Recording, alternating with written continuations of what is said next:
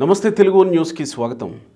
ఆంధ్రప్రదేశ్ మాజీ ముఖ్యమంత్రి జగన్మోహన్ రెడ్డి లేదా వైసీపీ ప్రధాన కార్యాలయం నిన్న ఆగస్టు 15 79వ స్వాతంత్ర దినోత్సవం సందర్భంగా ఎక్కడ జెండా ఎగురవేసి స్వాతంత్ర దినోత్సవాన్ని జరుపుకున్న సందర్భం ఎక్కడా కనపడలేదు.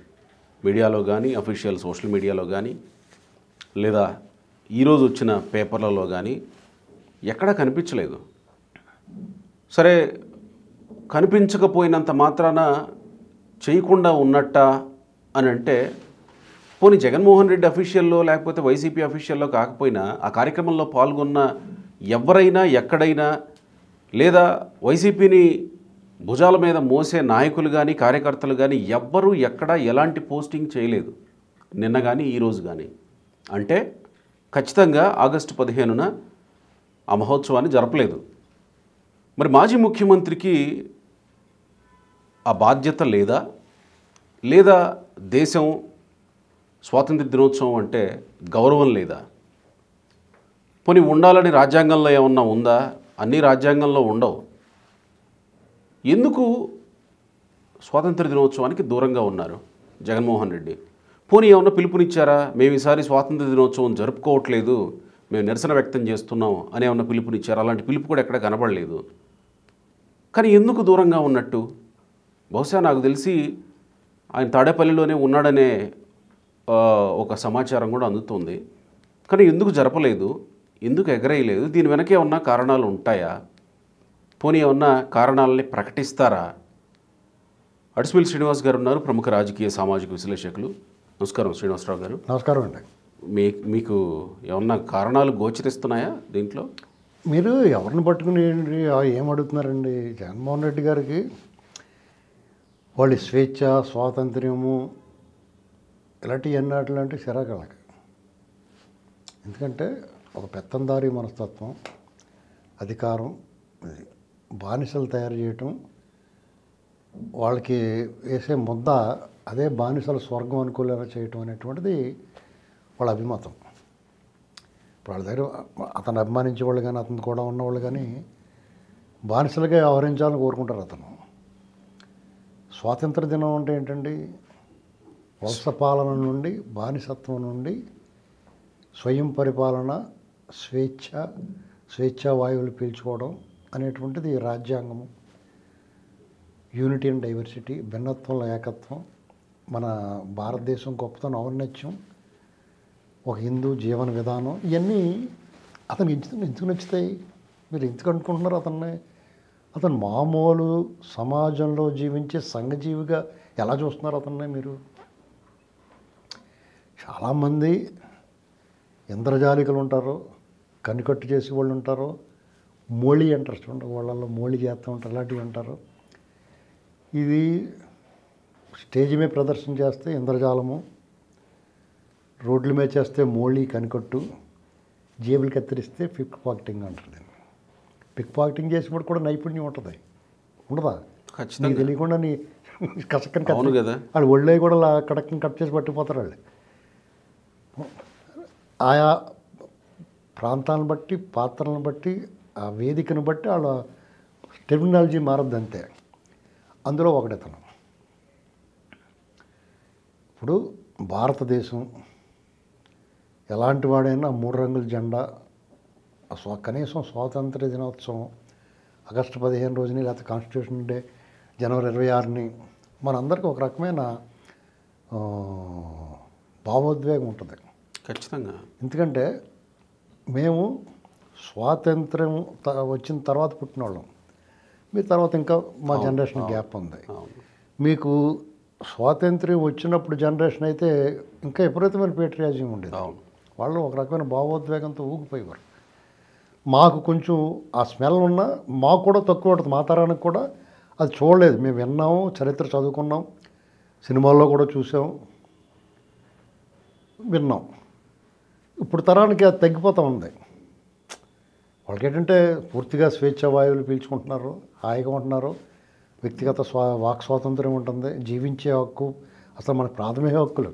ఈ దేశం ఏర్పడిన తర్వాత స్వాతంత్రం రాకముందుకి తేడా ఉంది. ఇప్పుడు అలా ఉన్నారో అప్పుడు అలాగ ఉండేది. అప్పుడు న్యాయస్థానంలో ఉన్నాయి, అప్పుడు రాజ్యాంగం, అప్పుడు బ్రిటిష్ రాజ్యాంగం ఉన్న ఏంటండి బ్రిటిష్ రూల్లో ఉన్న బ్రిటిష్ ఇండియాలో అప్పుడు న్యాయస్థానాలు, చట్టసభలు, ప్రజాప్రతినిధులు ఇవన్నీ అప్పుడు కూడా ఉన్నాయి. తేడా అప్పుడేమో అంతా చీకటే, ఇప్పుడేమో వెలుగు కానీ కాదండి. అయితే మనకి కొన్ని అప్పుడు లేని కొన్ని హక్కులు కల్పించబడ్డాయి. అప్పుడు కరువైన స్వేచ్ఛ ఇప్పుడు ఉన్నది. అది ఇష్టం ఉండదు జగన్మోహన్ రెడ్డి లెట్గా. ఎందుకంటే అతని పరిపాలన చూడండి మీరు, బ్రిటిష్ ఇండియాలో కన్నా దారుణమైన పరిపాలన చేశాడు అతను. ఇప్పటికే అదే అనుసరిస్తున్నారు వాళ్ళు. అది సాగుతుందో సాగట్లేదో పక్కన పెడితే, అధికారంలో లేకపోయినా అదే వ్యవహరిస్తున్నాడు ఆయన. పైగా నిన్నగాక మొన్న ఫలితం వచ్చింది,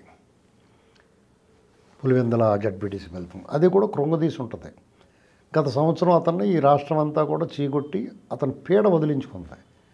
మొన్న పులివెందుల జడ్పీటీసీ తోటి అక్కడ ఆ ప్రజలు కూడా నీ పీడ వదలాలరా బాబు అన్నట్టుగా వాళ్ళు ఫలితం చూపించారు. దాన్ని రకరకాలు చెప్తున్నారు, రిగ్గింగ్ చేసుకున్నారు, అవి చేసుకున్నారు, ఇది చేసుకున్నారు. ఏమండి, రిగ్గింగ్ చేసుకుని ఇవ్వకూడదు, వాళ్ళు బలం ఉంటే అక్కడ అంతే. వీళ్ళు రిగ్గింగ్ చేసుకున్నారు అని బోర్మని ఏడవకూడదు. జగన్మోహన్ రెడ్డి అంత నిర్బంధంలో కూడా టీడీపీ కూటమి వాళ్ళు కొన్ని జడ్పీటీసీలు, ఎంపీటీసీలు, పంచాయతీలు గెలిచారు కదా. అలాగే గెలవాలి అతను అంత బలం ఉంటే. మీకు ఒకటి చెప్పాలండి, ఇవాళ కృష్ణాష్టమి, శ్రీకృష్ణుడు జన్మించిన రోజు. ఆయన గీతలో ఏం చెప్పాడు? దుఃఖము కలిగినప్పుడు, ఓటమి కలిగినప్పుడు దిగులు చెందరాదు. కామక్రోధ మదమాత్సర్యాలు అంటే కోపము, అసూయ, ద్వేషాలు, ఇలాంటి అన్నిటిని ఈ రాగద్వేషాలకు అతీతంగా ఉండు. నీ కర్మ నువ్వేదైతే చేస్తున్నావో అది నువ్వు చేసేది కాదు, చేసేది చేయించేది నేనే అని చెప్పాడు. అలాగే అతను ఓటమి చెందినప్పుడు దిగులు చెందకు, గెలిచినప్పుడు కొళ్ళు మిన్ను కానకుండా ఉండకూడదు. ఎవరైతే అలా ఉంటారో నిత్యకామ అని చెప్పేసి గీతలో చెప్పండి. నీదేం ఉంటుందో నువ్వు మూసుకుని నీ పని నువ్వు చేసుకో, దాని అంతదే జరుగుద్ది అన్నాడు. అవన్నీ మర్చిపోయి గెలిచినప్పుడు ఒళ్ళు కొవ్వు ఎక్కిపోయి కళ్ళు ఎత్తుకెక్కిపోయి 30 ఏళ్ళు నేనే 2 మేకలు తింటారా దగ్గొట్టు కూర్చుంటాను అన్నట్టు కూర్చుని అంబటి రాంబాబు వాళ్ళ చేత కూడా వాగిచ్చి వాళ్ళకి భవిష్యత్తు లేకుండా చేసాడు. అంబటి రాంబాబుకి, కొడాలి నానికి, వంశీకి, రోజా ఇలాంటి 200 మందికి వాళ్ళ చరిత్ర చింపేశాడు, భవిష్యత్తు చింపేశాడు. ఇప్పుడు కూడా అలా దుఃఖిస్తూ కూర్చుంటున్నాడు. మరి జెండా ఎగరేయలేదని మీరు చాలామంది అడుగుతున్నారు. అతని జీవితం అతని ఇష్టం. కానీ దేశం దగ్గరికి వచ్చేటప్పటికి ఈ దేశం నీకు చాలామంది అంటారు, ఈ దేశం నాకు ఏమి ఇచ్చింది అంటారు. ఈ దేశం నీకు ఏమివ్వాలి? స్వేచ్ఛనిచ్చింది, ప్రాథమిక హక్కులు ఇచ్చింది, జీవించే హక్కు ఇచ్చింది, మాట్లాడే హక్కు ఇచ్చింది. ఇంకేమివ్వాలి నీకు? కానీ నువ్వు ఈ దేశాన్ని నువ్వేమిచ్చావు? అది కదా ముఖ్యం. ఆయన ముఖ్యమంత్రిగా ప్రమాణ స్వీకారం చేసిన, మొన్న పులివెందుల ఎమ్మెల్యేగా ప్రమాణ స్వీకారం చేసిన, ఈ దేశ సార్వభౌమాధికారాన్ని అనే పదాన్ని ఉపయోగించాడు కదా. మరి సార్వభౌమాధికారంలో స్వాతంత్ర్యం భాగం కాదా? ఇప్పుడు అలా కాదండి. అతను తాడేపల్లిలో ఉన్నాడు, జెండా ఎగరేసి ఆ 3 రంగుల పతాకానికి ఒక శాల్యూట్ చేస్తే నీ సొమ్మేం పోయింది? నీ కోసం కాకపోయినా నిన్ను అభిమానించే వాళ్ళు ఉన్నారు కదా. నీకు 40% ఓట్లు ఉన్నాయంటున్నావు, వాళ్ళు ప్రజలే కదా. అరే మా నాయకుడు, వాళ్ళకు ఉంటుంది పేట్రియాటిజం, ఈ దేశం పట్ల భక్తి, వాళ్ళందరి గురించి నువ్వు చేయాలి కదా. అసలు నీకు లేకపోవడం ఏంటి? ఈ దేశంలో పుట్టావు, ఈ దేశంలో పెరుగు, ఈ దేశంలో దోచుకున్నావు, ఈ దేశం నేను దోచుకుని ఇచ్చింది. అంటే ఈ వ్యవస్థలు నీకు నీ ఇష్టం రా, నువ్వు బయట ఎలా తిరిగినా పర్లేదు అంటున్నాయి, సిగ్గొదిలేసి నీ అయ్యినాయి. అయినా సరే నువ్వు ఈ దేశం పట్ల నీ విశ్వాసము, కృతజ్ఞత అది ఎందుకు చూపించట్లేదు నువ్వు? ఇది ఖచ్చితంగా యాంటీ నేషన్. ఎగ్జాక్ట్లీ అదే అక్కడికే వస్తున్నా. జాతీయ ద్రోహుల కింద ప్రకటించాలి అతన్ని. ఎవరో సామాన్య వ్యక్తి అయితే పెద్దగా మనం మాట్లాడుకోవాల్సిన అవసరం లేదు. మాజీ ఎంపీ, మాజీ ఎమ్మెల్యే, ప్రజెంట్ ఎమ్మెల్యే, మాజీ ముఖ్యమంత్రి, ఒక పార్టీకి, రాజకీయ పార్టీకి అధ్యక్షుడు, శాశ్వత అధ్యక్షుడు. మళ్ళీ అది లేదులేండి, ఎలక్షన్ కమిషన్ ఒప్పుకోలేదు. ఒప్పుకోపోయినా కానీ వాళ్ళు అలాగే అంటారు కదా. మొన్న ఎలక్షన్ జరిగినంత మేము ఒప్పుకోము, ఇది ఈ రిగ్గింగ్ అంటారు. అంతకుముందు ఎలక్షన్ ఏమో ఈవీఎంలు అంటారు. ఇప్పుడు కాశ్మీర్లో ఈ కొంతమంది తీవ్రవాదులు తిరుగుతూ ఉంటారు. వాళ్ళు జాతీయ జెండాకి సెల్యూట్ చేయరు, స్వాతంత్ర దినోత్సవాన్ని ఒప్పుకొని వాళ్ళు ఉంటారు. ఆర్ఎస్ఎస్ కూడా గతంలో స్వాతంత్ర దినోత్సవం రోజున జాతీయ జెండా ఎగరవేయని సంస్థే. ఈ మధ్య కాలంలో వాళ్ళు జాతీయ జెండా ఎగరవేస్తారు. ఇలాంటి సంస్థలు కొన్ని ఆర్ఎస్ఎస్ అంటే మారింది. కానీ జగన్మోహన్ రెడ్డి వేయకపోవడం వెనుక ఉద్దేశం ఏంటి అర్థం చేసుకోవాలంటే ఇష్టం ఉండదు అనేది మీరు చెప్తున్నారు. చాలామంది ఏమనుకుంటారంటే ఏదో ఉద్దేశం ఉందనుకుంటారు. ఇప్పుడు మేధావులు మౌనంగా ఉంటారంటారు, అలాగని మౌనంగా ఉన్న వాళ్ళందరూ మేధావులు. అలాగా ఇతను ఎలాగా ఏమి రూల్లో ఇలా చూస్తుంటే వెనకాల ఏదో స్కెచ్ ఉందని అనుకోకలేదు, అది ఏం తెలియక కూడా స్కెచ్ అనుకుంటున్నారు జనమంది. ఇంత పెరగకూడండి అతను. పలాయనవాదం చిత్తగిస్తాడు, ఎస్కేపిస్ట్. ఇక్కడ ఎస్కేప్ అవ్వాల్సిన అవసరమే ఉంది సార్ జాతీయ జెండా విషయంలో. బద్ధకం ఎందుకు, దానివల్ల ఏ ప్రయోజనం లేదని, ప్రయోజనం ఏముంటే అనుకుంటాడు అతను. మీకు ఇక్కడ మీరు తల్లికి కూడెట్టని వాడు, చెల్లిని ఆదరించిన వాడు ఈ జెండాకి ఏమైనా చేస్తాడని మీరు ఎలాగనుకుంటున్నారు? పూర్వం కుటుంబాలను వదిలేసి, ఆస్తిపాస్తులు వదిలేసి, భార్య బిడ్డను వదిలేసి దేశం కోసం యుద్ధంలోకి వెళ్ళిపోయారు, పోరాటంలోకి వెళ్ళిపోయారు. అలాంటి కూడా కాదు ఇతను. అసలు మనం ఇంతసేపు చర్చించుకోకూడదు అతని గురించి, మనం తప్పు చేస్తున్నాం. అంటే ఒకటి, ఆయన ముఖ్యమంత్రిగా ఉన్నప్పుడు దేశం రాష్ట్రం ఇచ్చిన గౌరవాన్ని స్వీకరించాడండి. ఆయన ముఖ్యమంత్రిగా పరేడ్ గ్రౌండ్లో పరేడ్ చేశాడు, అక్కడ వచ్చి ముఖ్యమంత్రి స్థానంలో కూర్చొని ప్రసంగించాడు, అన్న కూడా అన్నాడు, చేశాడు. ఇంత చేసి రాష్ట్ర ప్రజల గౌరవం, దేశ ప్రజల గౌరవం నువ్వు తీసుకున్నప్పుడు ఒక పౌరుడిగా నేను అడుగుతా, మీకు ఉంది, ఎవరైనా అడగచ్చు, నువ్వు ఎందుకు గౌరవించవు దేశాన్ని? ఇప్పుడు మన అడుగురుకోకూడదు, ఈ ప్రభుత్వం దానికి శిక్ష కూడా వేయాలి కదా. ఎందుకంటే నువ్వు ఎందుకు జెండా ఎగరేయలేదు, జాతీయ ఎక్కడ ఉన్నదో చూపించంటే గబగబ ఇంట్లో ఎగరేసినట్టు కూడా చూపిస్తాడు అనుకుంటా, అది వేరే కదా. ఒకవేళ ఆటిదేనా ఉంటే వాళ్ళు మామూలుగానే అతను మూతి తుడుచుకున్నా, ముడ్డు తుడుచుకున్నా వెంటనే వైరల్ చేస్తూ ఉంటారు కదా. ఏదైనా ఇప్పుడు మనలో కూడా మార్పు రావాలండి, ప్రజల్లో కూడా రాజకీయ అభిమానం ఉండొచ్చు, ఇప్పుడున్న వాళ్ళ మీద ద్వేషం ఖచ్చితంగా ఉండొచ్చు, మీ హక్కు అది. ఇప్పుడు ఉన్న కూటమి ప్రభుత్వంలో ఉన్న పార్టీలు అందరికీ నచ్చాలని లేదు. వాళ్ళ కారణాల వల్ల, కులం వల్ల, మతం వల్ల, ప్రాంతం వల్ల, లేకపోతే విరుద్ధ భావజాలం వల్ల కూడా వాళ్ళు నచ్చకపోవచ్చు. అంతర్జాత మనం వాళ్ళని కించపరచకూడదు. కానీ జగన్మోహన్ రెడ్డిని అతను అనేటువంటి వాడిని మీరు అతని దగ్గరికి వెళ్ళకండి, అతనితోటి ఉండకండి అని చెప్తున్నాను నేను. ఎందుకంటే మీరు ఈ దేశంలో ఏ పార్టీతోనే ఉండండి, అతను యాంటీ సోషల్ ఎలిమెంట్ అండి, ఇవాళ యాంటీ నేషన్.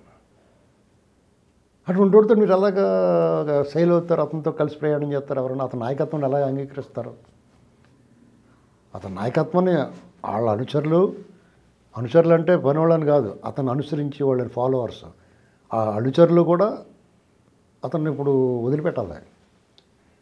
మీ దేశాన్ని, మీ రాష్ట్రాన్ని, మీ ప్రజల్ని, మీ భాషని, మీ సంస్కృతిని గౌరవించేవాడు మీ నాయకుడిగా అంగీకరించాలి. ఆ నాయకుడు మీ సంస్కృతిని గౌరవించాడు, మీ మతాన్ని గౌరవించాడు, మీ దేశాన్ని గౌరవించట్లేదని అర్థమైపోయింది. వాళ్ళ రాష్ట్రాన్ని గౌరవించడానికి 5 ఏళ్ళు, ప్రజలను గౌరవించడానికి 5 ఏళ్ళ పరిపాలన చూసాం. ఇంకా అతను ఏం చూసి గౌరవించాలి? రూపురేఖ లావణ్యాలు చూస్తే ఎర్రోళ్ళగా కనిపిస్తాడు. అతను ఎందుకు మీరు ఏ రకంగా అతను గౌరవిస్తారు?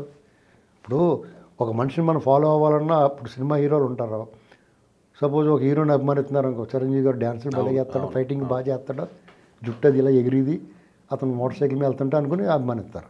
బాలకృష్ణ గారు ఉన్నాడు, దుడ్డు మొక్కలు ఉంటాడు, బలి డ్యాన్స్ చేస్తాడు బాబు, మంచి డైలాగులు చెప్తాడు అనుకుంటాం. నాగార్జున గారు ఉంటే నీరసంగా ఉన్నా కానీ బాగా డ్యాన్స్లు వేస్తాడు, లవ్ సీన్లు బాగా చేస్తాడు అని అనుకుంటాం. ఏంటంటే మహేష్ బాబు అంటే మంచి చాక్లెట్లో భలే ఉంటాడు, మిల్క్ పోయేలాగా, ఇలా ఏవో కొన్ని ఆ లక్షణాలు ఉంటాయి, అది చూసి అభిమానిస్తాం. ఈ మోటార్ని ఏం చూసి అభిమానిస్తున్నావు నువ్వు? ఎవడ వాళ్ళ అద్దం ముందు నిలబడి ప్రశ్నించుకోవాలి. ఇప్పుడు చంద్రబాబు నాయుడు గారు అభిమానించడానికి ఎవరైనా ఉన్నాయి, కొన్ని అవలక్షణాలు ఉన్నా వాళ్ళకి నచ్చకపోయినా, అన్నీ నచ్చకపోయినా, ఇతను కొంచెం అభివృద్ధి చేస్తాడు బాబు, కొంచెం బాధ్యతగా ఉంటాడు, ప్రజలంటే భయపడతాడు, ప్రజల పట్ల బాధ్యతగా ఉంటాడు అనేటువంటి దాన్ని చూసి చేయొచ్చు. లోకేష్ గారిని చూసి నువ్వు ఎందుకు అభిమానిస్తున్నావు అనడం కాబట్టి ఆ కుర్రాడు వాళ్ళు ఎంతమంది ఇప్పుడు ఏదో చెప్పాను చూడు, గీతలో లాగా దుఃఖము కలిగినప్పుడు దిగులు చెందవద్దు అన్నట్టుగా, అలాంటివి ఏమీ లేకుండా తనను తాను మార్చుకుని జాగ్రత్తగా రెడీ అయ్యాడు. పవన్ కళ్యాణ్ గారు ఉన్నాడంటే ఆయన ఒక రకమైన ఆయనలో ఒక ఎమోషన్ కనిపిస్తుంది, చిన్న పిల్లోడి మనస్తత్వం కూడా కనిపిస్తుంది. అంటే మీరు చిన్నగా ఆయన నెక్స్ట్ మనందరం కూడా సినిమా స్టార్స్ అని అలా చూస్తాం, కానీ అతను ఎప్పుడైతే జనంలోకి వచ్చాడో అతను కలిసిపోతాడు అందరిలో. మొదట్లో ఒక భావావేశం రాగద్వేషాలకు అతీతంగా లేకపోయినా తర్వాత పరిణితి చెందాడు ఆయన, తనను తాను మార్చుకున్నాడు ఆయన కూడా.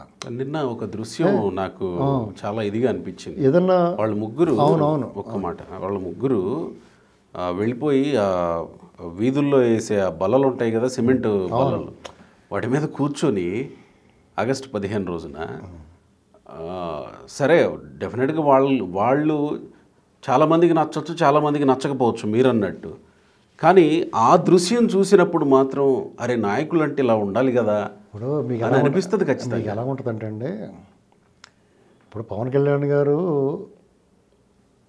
సినిమా హీరో, ఓ హీరో అంతకుముందు హీరో గారు తమ్ముడు, అంటే అతను చిన్నప్పటి నుంచి రాజభోగాలు అనిపిస్తాడు కదా, ఒక సెలబ్రిటీ స్టేటస్ గోల్డ్ స్పూన్ లాగా ఉంటుంది కదా. అయినా సరే ఎవరికైనా కష్టం అయితే జైలు నుంచి రూపాయి తీసేస్తే ఎవరిని ఎత్తున్నాడండి, జైలు నుంచి రూపాయి తీసేస్తాడ. ఆ స్టేజ్లో ఉన్నవాడు మాకు ఎందుకన్నా ఎవడో ఒకటి సిద్ధి పిచ్చేసి పోతారు. ఇలాంటి పరిస్థితుల్లో వాళ్ళు పైగా వాళ్ళని చూస్తే ఇప్పుడు ఆ ముగ్గురిని నిన్న కూటమిలో చంద్రబాబు గారు, పవన్ కళ్యాణ్, లోకేష్ గారిని చూస్తే ముగ్గురు వరుసగా నడుచుకుంటూ వస్తున్నారు, అదో దృశ్యం. బస్సులో వరుసగా ఒకళ్ళంగా వాళ్ళు కూర్చున్నారు, ఆ దృశ్యం ఒకటి. అక్కడక్కడ ఫుట్పాత్ మీద కూర్చున్నారు. ఈ ఫీల్ గుడ్ పాజిటివ్ ఎనర్జీ అంటే చూసిన వెంటనే మనకి ఒక రకమైన సుహృద్భావ వాతావరణం కనిపిస్తుంది, అంటే నెగిటివ్గా అనిపించదు. అర్థమైందండి, ఇది మనం గమనించుకోవాలి ఈ విషయంలో. మరి ఇప్పుడు ఈ జాతీయత, దేశభక్తి, లేకపోతే జెండాని గౌరవించడం, స్వాతంత్ర దినోత్సవాన్ని స్మరించుకోవడం, ఈ విషయంలో వైసీపీలో కూడా ఎంతో కొంతమంది ఉంటారు కదా బలివరే దేశభక్తి కలిగిన వాళ్ళు. మీరు అందరినీ మనం ఒక ఘాట ఎలా కడతామండి, ఉంటారు కదా, మరి వాళ్ళు ఎట్లా తీసుకుంటారు దీన్ని? జగన్మోహన్ రెడ్డి అలాగే బాధ వస్తుంది, ఏం చేద్దామంటే ఏం చేస్తారు, కుక్కతో కట్టుకుని ఏది చెప్తున్నారో బాబు మనం ఎప్పుడు వదిలేస్తాం, అది వదిలేసి కానీ మనమే వదిలేద్దాం అనుకుంటున్నారు. ఇప్పుడు అతను కూడా ఉండటం వల్ల ఆఫీసర్లు కానీ, ఐఏఎస్లు కానీ, ఐపీఎస్లు కానీ, నాయకులు కానీ వాళ్ళ భవిష్యత్తును అతను గజిబిచ్చేసేసాడు. నాయకుడు అనేవాడు ఎలా ఉండాలంటే ఒక భరోసా ఇవ్వాలి. జయాపజయాలను గీటరైగా తీసుకోకూడదు. జయాపజయాలు అనేటువంటి పెద్ద ఇష్యూ కాదండి. చంద్రబాబు గారు అనేక సార్లు గెలిచాడు, అనేకసార్లు ఓడిపోయాడు. కానీ అది men may come and men may go but Brooks goes on for ever అంటారు రైడరు. అయితే దాని అర్థం ఏంటంటే నువ్వు వస్తా పోతూ ఈ నది నడుస్తూ ఉంటుంది, అలాగే పార్టీ అనేటువంటిది నిలబడి ఉంటుందిరా బాబు. మనుషులు, నాయకులు, కార్యకర్తలు వీళ్ళందరూ వస్తారు పోతారు, కానీ అది నడుస్తూనే ఉండాలి. నిరంతర ప్రవాహం అనేటువంటిది కనిపించాలి.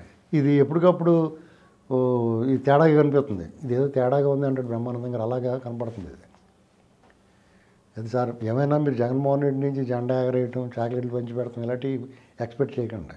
భవిష్యత్తులో కూడా మా చిన్నప్పటి నుంచి మేము ఆగస్టు 15 వచ్చిందంటే మొదట్లో చాక్లెట్ల గురించి అయినా తర్వాత జెండా పండుగ అనేటువంటిది ఒక ఎమోషన్ అయింది మాకు. అవును కదా, ఆ పండుగ నాడు ఆ జెండా ఎగరైపోయినా లేకపోతే అది పెట్టుకోకపోయినా చిన్నప్పుడు వాళ్ళు చాక్లెట్ ఇచ్చినా ఇవ్వకపోయినా కానీ మాకు అది సాల్యూట్ చేస్తా జనగణమన పాడాలని ఉండేది మాకు.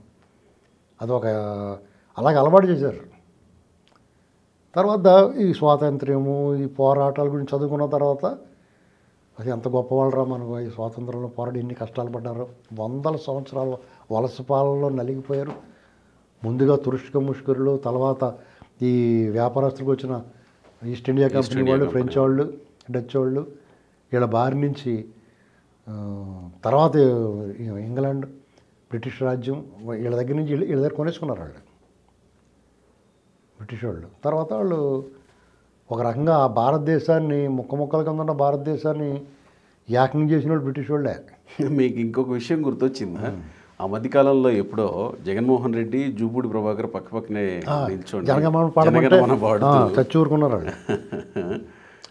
పోనీ అలాంటి పొరపాట్లు ఏమైనా జరుగుతాయేమో అని భయపడ్డారా? పోనీ చిన్న మాట్లాడతారు కదా రికార్డెడ్ది, వాళ్ళు పాడమని ఎవరు చెప్పారు వాటితో పాటు. కానీ మనం కామెడీ అనుకుంటున్నాం కానీ నేరం అండి, అది చాలా నేరం, కరెక్ట్ కాదండి.